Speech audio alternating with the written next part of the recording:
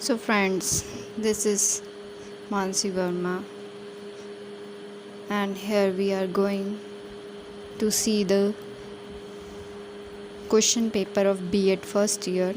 The first paper we see here B.Ed first year paper examination 2019। ये 2019 का paper है। हम पहले देख लेते हैं कि आखिर क्वेश्चन पेपर आता कैसे है। तो पहला हमारा जो पेपर है हमने जैसे देखा था नॉलेज एंड करिकुलम यानी ज्ञान एवं पाठ्यक्रम।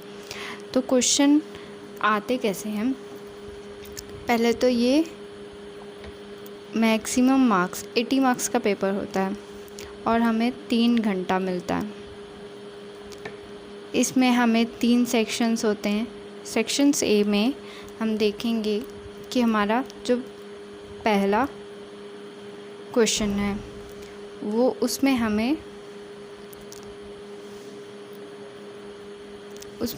5 पार्ट्स में क्वेश्चन दिया रहता है। तो 5 पार्ट्स में हम देखते हैं। ये देखिए, पहला क्वेश्चन है डिफाइन एजुकेशन, शिक्षा को परिभाषित कीजिए। सेकंड है डिफाइन फिलॉसफी, दर्शन को परिभाषित कीजिए। तीसरा है what do you mean by idealism यानी आदर्शवाद से आपका क्या अभिप्राय है। चौथा है what do you mean by modernisation, आधुनिकीकरण से आप क्या समझते हैं। पांचवा आपका है what do you mean by philosophy of education, शिक्षा के दर्शन से आप क्या अभिप्राय है। तो ये जितने 10 क्वेश्चन है, ये तो 5 हैं, 5 आगे और हैं, ये सब 1-1 मार्क्स के हैं। तो आपको इन्हें 1 या 1.5 पेज में आंसर देना है। ज़्यादा से ज़्यादा 2 से ज़्यादा नहीं देना, 2 से ज़्यादा पेज पे आपको नहीं आंसर देना। तो इतने में आपको 1 मार्क्स मिल जाएगा। तो ये इजी रहते हैं, इतना कोई डिफ़िकल्ट नहीं है। आगे हम देखेंगे छठा क्वेश्चन, ये हमारा सेकंड पेज है। तो जो छठा क्वेश्चन है वो है छठा क्वेश्चन, हाँ, what is educational sociology.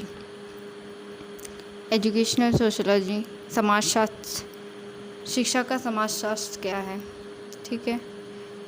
Is realism और रेलिवेंट एजुकेशनल सिस्टम, यथार्थवाद क्या एक सार्थक शिक्षा व्यवस्था है। सातवां है what is the teachers role in curriculum construction यानी पाठ्यक्रम निर्माण में शिक्षक की क्या भूमिका है, इसके बारे में आपको लिखना है। 9th है what should be the AIIMS of curriculum यानी पाठ्यक्रम के क्या उद्देश्य होने चाहिए। 10वां है डिफाइन कल्चर, संस्कृति को परिभाषित कीजिए। तो ये 1-1 नंबर के क्वेश्चन। उसके बाद हमारा जो आता है वो आता है सेक्शन बी। सेक्शन बी में हमें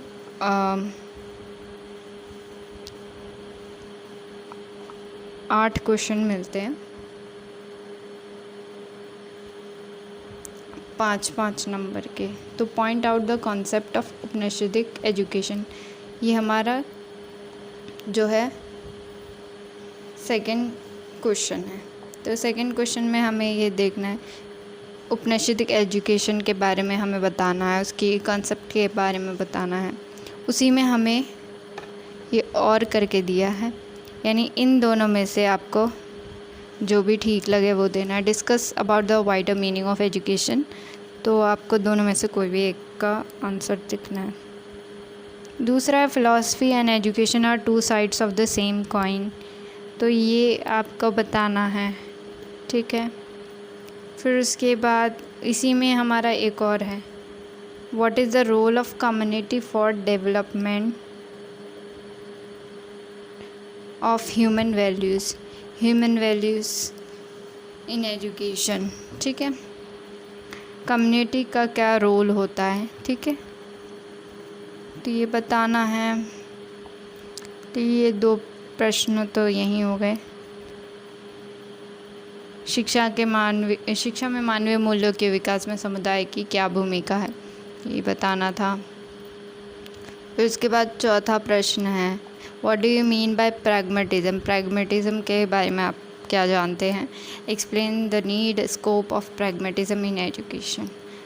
तो ये आपको 5 नंबर का प्रश्न है, तो आपको एटलीस्ट 3 से 4 पेज तो लिखने ही पड़ेंगे इसमें, ठीक है। 3 से 4 पेज ये है। और में दिया है तो what is meant by naturalism, यानी दोनों में से एक तो करना ही है, या तो आप प्रयोजनवाद कीजिए या प्रकृतिवाद कीजिए, इन दोनों में से एक को लिखना है। How has it influence the modern education, ठीक है। नेचुरलिज्म ने कैसे मॉडर्न एजुकेशन को इन्फ्लुएंस किया है, ये लिखना है। तो इसके बाद हमारा आता है 5वां प्रश्न, in what respect Vedic and Islamic education differ to each other. वैदिक और इस्लामिक एजुकेशन एक दूसरे से कैसे अलग हैं, ठीक है, ये बताया। Discuss the AIIMS and needs of educational sociology. AIIMS और नीड ऑफ एजुकेशनल सोशोलॉजी को बताना है, ठीक है। तो इन दोनों में से आप कोई भी कर सकते, और लगा है। फिर उसके बाद हमारा 6th क्वेश्चन है। 6th क्वेश्चन है, what do you understand by international understanding. How can education be helpful in developing international understanding. यानी जो हमारी अंतर्राष्ट्रीय सद्भावना है उससे आप क्या समझते हैं, और अंतर्राष्ट्रीय सद्भावना के विकास में शिक्षा किस प्रकार सहायक हो सकती है। तो ये है, और इसमें और दे रखा होगा, तो और में देखते हैं क्या है। यस, तो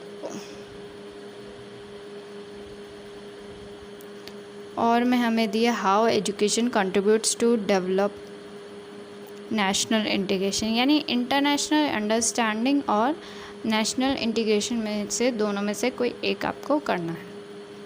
तो ये आप देख सकते हैं। उसके बाद आता है सेक्शन सी। सेक्शन सी में 4 क्वेश्चन है, उसमें से आपको 2 करने हैं, ठीक है। और कितने, 500 शब्द में करने हैं, ठीक है। 500 शब्द यानी 15 मार्क्स का एक क्वेश्चन है। 15 मार्क्स का एक क्वेश्चन है, समझ लीजिए। 5 पेज लगा के चल लीजिए, को 5 पेज लिखना पड़ेगा, ठीक है। 4-5 पेज तो लिखना ही पड़ेगा। तो इसमें इनमें से आप कोई एक करेंगे, ठीक है। तो how Shri Aurobindo contributed in the field of education. जो अरबिंदो जी हैं उन्होंने किस तरीके से कंट्रीब्यूट किया है एजुकेशन के क्षेत्र में, ये आपको लिखना है। और 8वां है throw light on education as a process of socialization. तो प्रोसेस ऑफ सोशलाइजेशन लिखना है, education as a process of socialization, इसके बारे में आपको थोड़ा जानकारी लिखनी है। Describe the types of curriculum, what are the principal of curriculum construction. तो ये आपको लिखना है, यानी कि करिकुलम के कितने टाइप्स होते हैं, क्या क्या होते हैं वो टाइप्स, उनके बारे में लिखना है। उनके करिकुलम कंस्ट्रक्शन यानी पाठ्यक्रम निर्माण की जो सिद्धांत हैं उनके बारे में लिखना है। 10वां प्रश्न है, what do you mean by idealism in education. Idealism in education यानी आदर्शवाद, शिक्षा में आदर्शवाद जो है उसका क्या मतलब है। और what are the main principle of idealism, आदर्शवाद के कौन कौन से मुख्य सिद्धांत हैं, और मेरिट्स एंड डीमेरिट्स क्या क्या हैं, यानी गुण एवं दोष क्या क्या हैं, ठीक है। ये आपको लिखना है। आइडियलिज्म के ऊपर आ गया, सोशलाइजेशन के ऊपर आ गया, ठीक है। करिकुलम के लिए ये सब मेन पॉइंट्स आपको पता होने चाहिए। नेशनल इंटीग्रेशन, ठीक है। तो 2019 का ये पेपर था और मैंने सोचा कि इसको बताना चाहिए, क्योंकि हम पहले उस पेपर को देने से पहले हम पेपर देखते हैं आखिर पेपर कैसे आता है। तो आप इसको देखिए, समझिए, और अगर आपको मेरा वीडियो अच्छा लगा हो प्लीज़ लाइक करें और सब्सक्राइब करें और शेयर करें। and please comment also. So until then, goodbye.